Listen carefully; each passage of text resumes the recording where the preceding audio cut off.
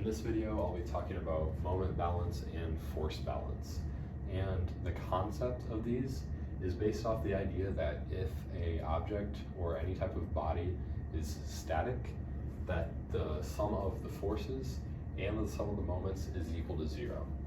This can be broken down further to say that the sum of any f of i's, sum of any f of j's, or the sum of any f of k's, that each of these is equal to 0 because there's no movement or force acting in the I, there's no movement or force in the j, no movement or force in the k. Same thing for moments, that are moments in the I, are moments in the j, and the sum of our moments in the k.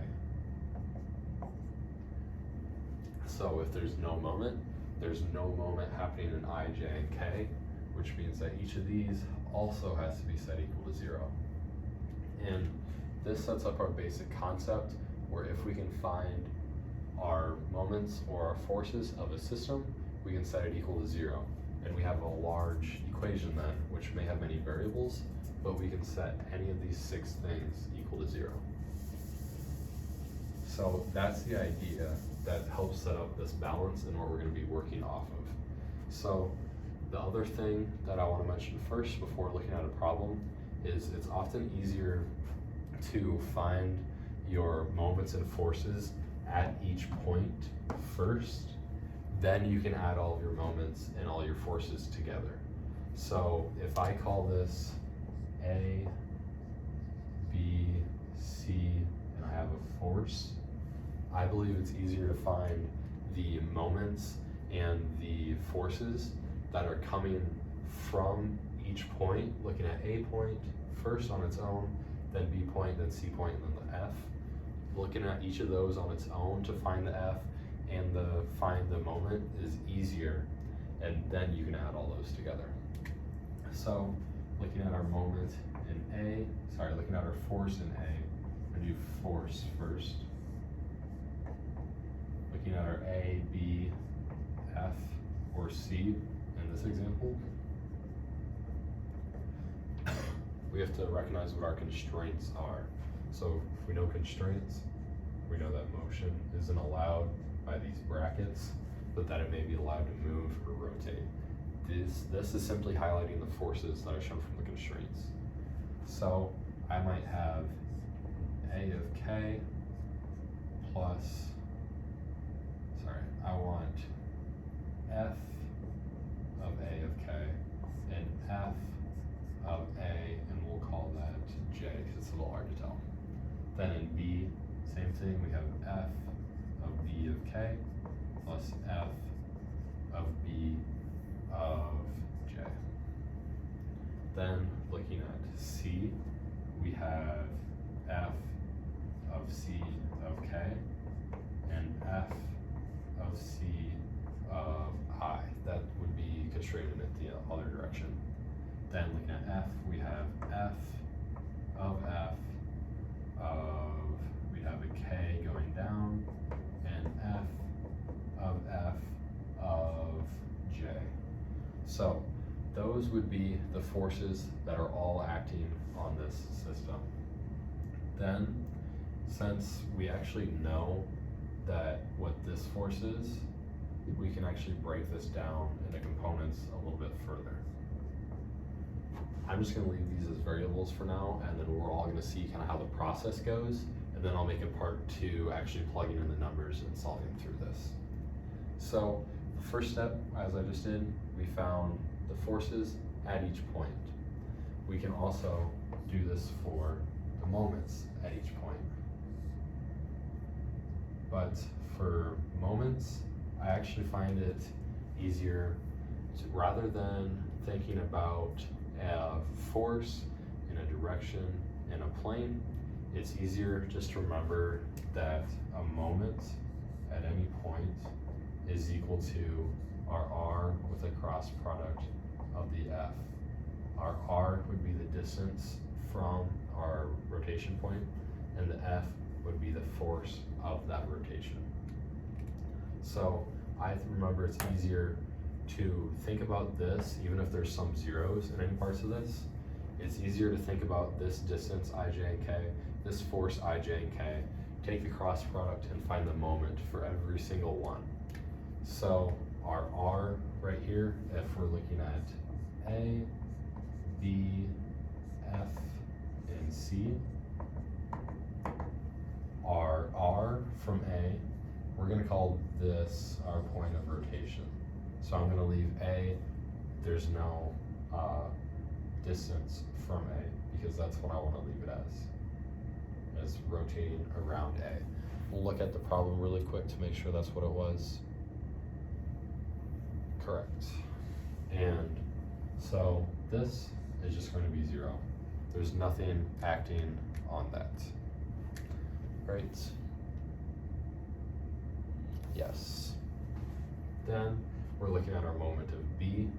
We have a distance of 0.8, and I said that was in the J. No, sorry, I said that was in the I. So we have 0.8 I, and that's our R. There's nothing else in the J or the K. So if I really wanted to, I could write 0J, 0K. Then for C, then I'll think about it really quick. We have 1.2 I in this direction. We have 0.5 K, and sorry, yep, 0.5 K, and 0.6 J. Then in the F, same thing, almost. We have 1.2 I plus 0 J plus 0.5 K. That would be the R for each one. Then we need to find the force at each one. So then once again, this, I'm going to be taking my B of K and my B of J that we talked about over here. This would be the force at each. And over here, my F, I take my F of K and my F of J, I believe. Yep. And it's kind of getting in the way. And C, I'm going to be taking my F, my C, I'm going to have my F of C of K and my F of C of I. This was B, this was F, this was F, this was B, this was B. So I'm going to take the cross product between all of these. I'm going to make part 2 where I plug the numbers in and show you how we actually solve for all of these. But the general idea that I wanted to start highlighting is that I'm going to look at the force at each point along this, and I'm going to look at the moment along each point. Then I'm going to add up all of my I's and J's and K's over here. I'm going to add up all of my I's and J's and K's over here so that I get my force is equal to 0, my force in the I plus my force in the J plus my force in the K, and that means that each one of these is going to be equal to 0. Then over here, 0, I'm going to have my moments, and this one I can say that all my moments in my I, my moments in my J, and my moments in my K have to be equal to 0. Then I can go a step further and say that all of these have to be equal to 0. Then this will give me 6 equations that I can set equal to 0. I'll have an equation for f of I equals 0, f of j equals 0, f of k equals 0. Same thing for all my moments. Then that means I can have up to 6 variables unknown. See how in this case I have a lot of forces that are unknown? But if I can set all of these things equal to 0 and make these equations for them, then it doesn't matter. As long as I have 6 variables, 6 or less variables and 6 equations, then I can solve for this. Because I'm gonna write this out in steps. My first step was finding the f and m at each. My second step was combining or simplifying.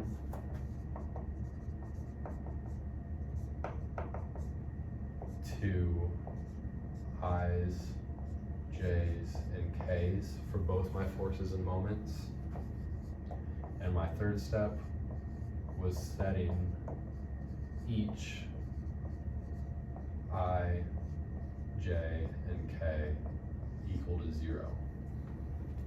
As long as we follow these 3 steps each time, they will end up including a lot of variables because we have a lot of unknowns, but I have a large system with a large number of equations that I can set equal to 0 to solve.